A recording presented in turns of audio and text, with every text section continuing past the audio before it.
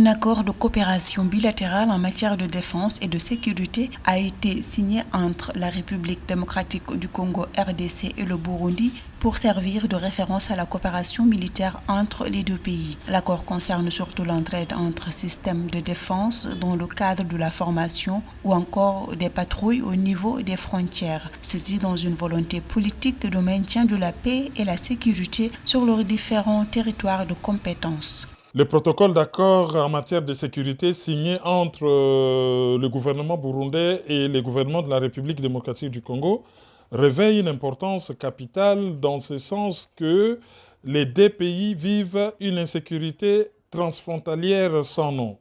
Autant on a des groupes armés burundais qui, à partir de la République démocratique du Congo, mènent des activités subversives sur le territoire burundais, autant on a des groupes armés qui, à partir du territoire burundais, mènent des activités tout aussi nuisibles à l'est de la République démocratique du Congo. Donc, cette coopération est la bienvenue pour mettre en commun de moyens de renseignement militaire pour juguler cette insécurité. Les autorités de la RDC et du Burundi ont précisé que ce nouvel accord militaire signé n'a aucunement l'intention d'interférer dans la mission que mène la communauté des États de l'Afrique de l'Est. Cette région fait face aux affrontements entre les rebelles du mouvement du 23 mars M23 et les forces armées de la RDC au nord Kivu dans l'est du pays depuis fin 2021.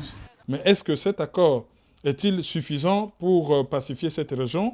La réponse est non, parce que cette insécurité est multidimensionnelle, elle est sur le plan régional, elle concerne beaucoup de pays. Donc il faudrait qu'il y ait plutôt un accord multilatéral au lieu d'un accord bilatéral pour arriver à pacifier toute cette région. Faut-il le rappeler, l'armée burundaise a déployé depuis début mars 2023 son premier contingent à Goma, chef-lieu de la province du Nord Kivu, dans l'est de la RDC, pour renforcer les rangs de la force des pays d'Afrique de l'Est créée pour combattre les groupes armés dans la région.